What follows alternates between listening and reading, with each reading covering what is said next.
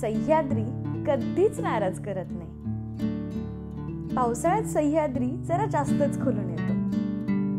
सकाळच्या प्रहरी हिरव्यागार डोंगरांवर उतरलेले हे पांढरे शुभ्र ढग आणि सोबतीला सूर्योदयाच्या हलक्याशा रंगछटा अगदी नजर खिळवून ठेवत होत्या।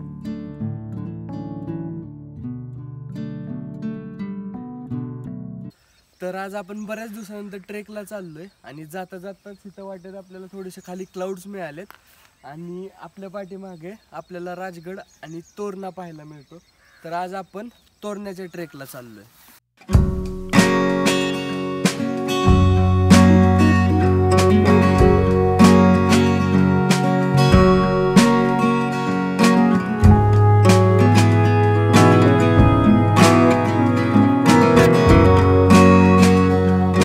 तर बऱ्याच दिवसानंतर ट्रेकला आलोय आणि जरा जास्तच वजन वाढलंय, त्यामुळे ट्रेकला खूप भयंकर दमछाक होते। आता बघू पुढे काय होतंय। सो फार सो गुड।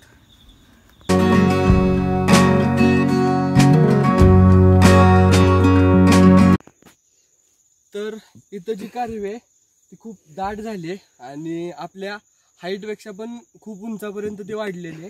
तर आपण बघू शकतो इथं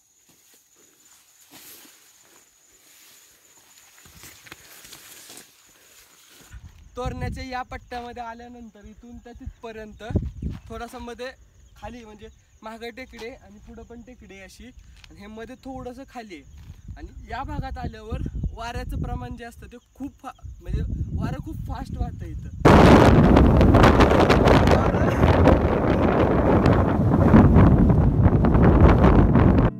यावं, घटकावर बसावं, समोर पसरलेलं हिरवगार सौंदर्य न्याहाळावं, कधी धुक्यांचा अथांग सागर पहावा, कधी उसळणाऱ्या फेसाळ लाटांचं आक्रमण पहावं, कधी पिसाट वाऱ्याच्या सुसाटगिरीचा तांडव डोळ्यात साठवावा।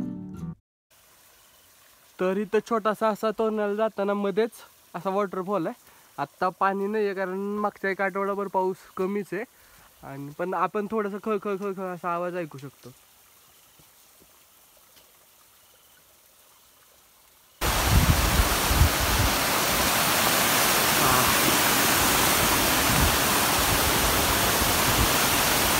आता आपण तोरण्याच्या एकदम शेवटच्या पॅचला आलोय, जो की असा पूर्ण असा सरळ चढ आहे। पायऱ्या अशा तिथं खांदलेल्या आहेत, तरी पण असा पूर्ण स्टीप आहे एकदम लास्टचा पॅच। Let's go.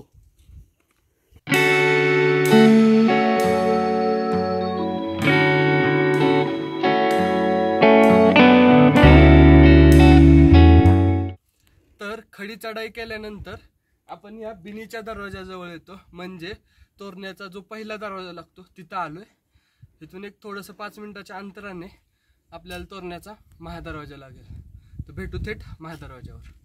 तर बिनी दरवाजापासून आपण वर आल्यानंतर इथं आपल्याला गोमुखी संरचनेचा महादरवाजा पाहायला मिळतो, आणि इथं अशी सूचना लिहिली आहे की तोरणा किल्ला हा 9 ते 5 पर्यंतच ओपन राहील। म्हणजे 5चं ठीक आहे, रात्री 5 वाजता बंद करतील, पण 9चा टायमिंगचं काय गणित नाही कळत आहे ह्यांचा।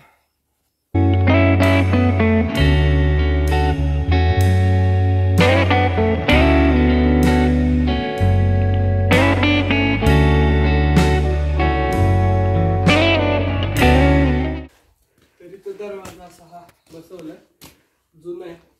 मी मागच्या वेळेस आलतो त्याचा कलर ब्राऊन होता, आता ब्लॅक आहे। तोरणा किल्ला जिंकून महाराजांनी स्वराज्याचं तोरण बांधलं आणि त्याचं प्रचंडगड असं नामकरण केलं। तोरणा इतका प्रचंड आकारात पसरलाय की किल्ला पाहायला बरीच पायपीट करावी लागते। तोरणा जितका दिसायला आकर्षक वाटतो ना, तितकाच तो गूढही भासतो। सळसळणाऱ्या नागिणीसारखी दिसणारी ही झुंजार जिच्या जवळ जायला ती स्वतःहूनच कसरत करून घेत असते। तर आपण आता जिथून वरून असं झुंजार माची दिसते त्या ठिकाणी आलोय, म्हणजे झुंजारमाची व्ह्यू पॉइंट म्हणू शकतो।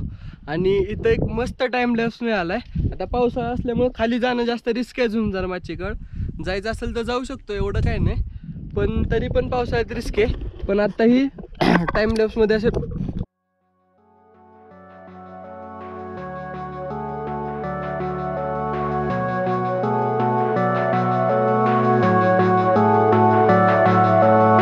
इथं मस्त इको येतोय. आता याच्यामध्ये म्हणजे कॅमेऱ्यात रेकॉर्ड होईल का नाही माहीत नाही. Let's try. Hi hi. म्हणजे इथं 2-3 साप होते. दोघांनी पाण्यात उडी मारली. अशा आता ते तरंग असे यायला लागलेत ते. आणि इथं एक राहिला आहे. बाई बाई बाई बाई जाम फाटती पण खरं सांगतो सापाला बघून. शिकावं लागेल माहिती का साप. गेला गेला गेला गेला. अरे कसला घाण.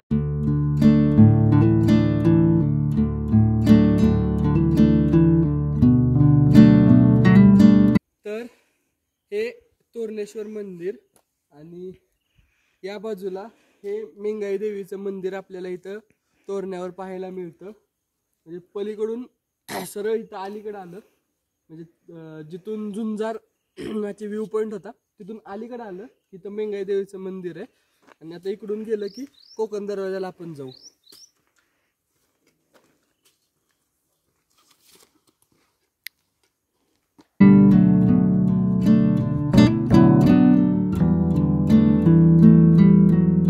तर आत्ता आपण कोकण दरवाजा जवळ आलोय.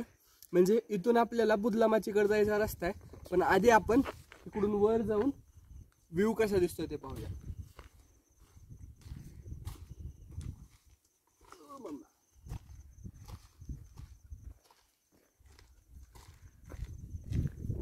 कोकण दरवाजातून बाहेर पडल्यावर बुधला माचीकडं आपोआप पावलं वळतात. बुधलाला पाहून तिचं टोक जणू आकाशाला गवसणी घालते असा क्षणभर भास होतो.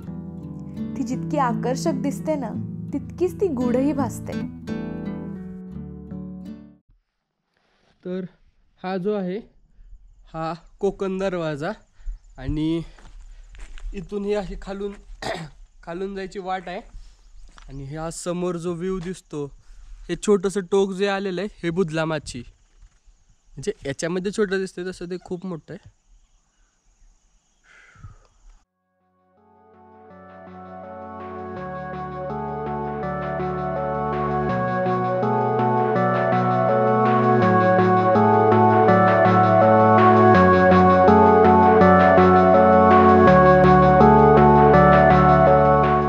आत्ता आपण कोकण दरवाजामध्ये आहे.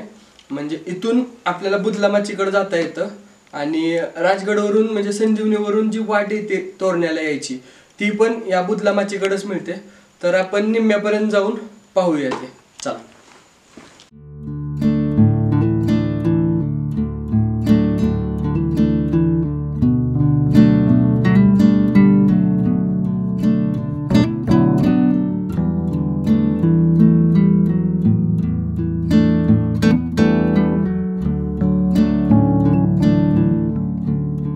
आपण कोकण दरवाजातून हत्तीमाळ म्हणून आहे इथं आलोय. आणि इथून पुढं हे म्हणजे आता इथून जवळच आहे बुदला आणि इकडे मागं कोकण दरवाजा आहे. तर इथून जो व्ह्यू आहे तो बघण्यासारखा आहे. आणि या बाजूला आपल्याला राजगड दिसतो.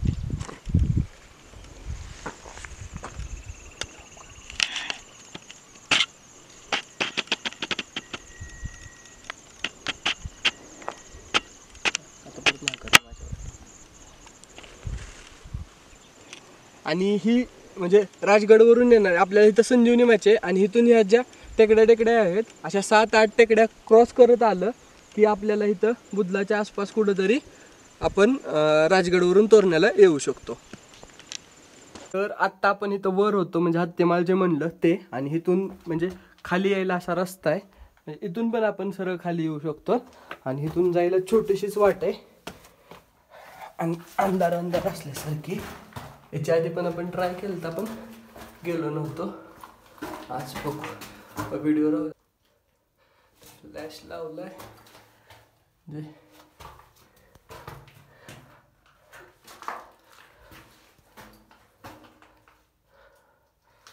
रिस्क असते ना.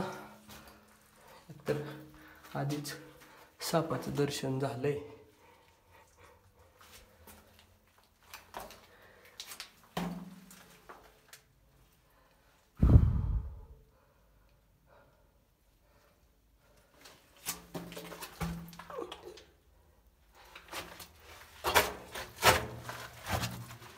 मम्मा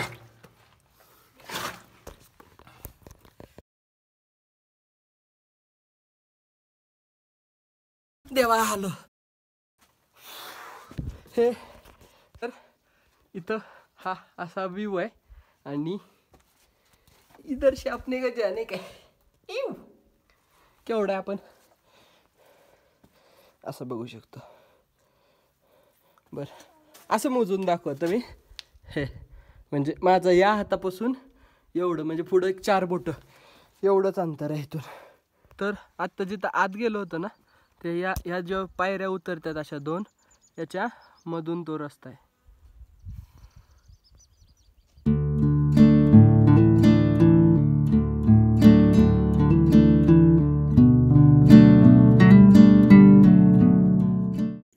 तर आता हत्तीमाळे करून आम्ही कोकण महागारी आलो आणि कोकण दरवाजा पार करून थोडंसं पुढं आलं.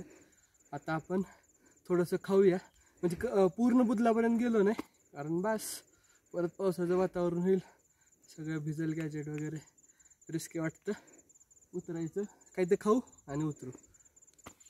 Bye bye take care good night.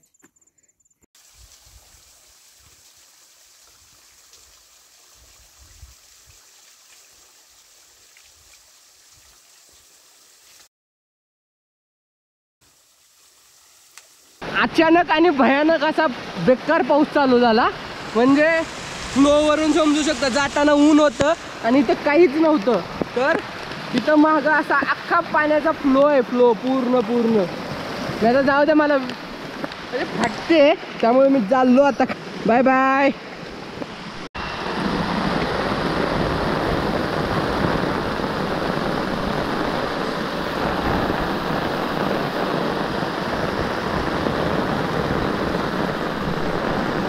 खाली आलो आणि इथं लगेच ऊन पडलं थोडंसं. पाऊस गायब.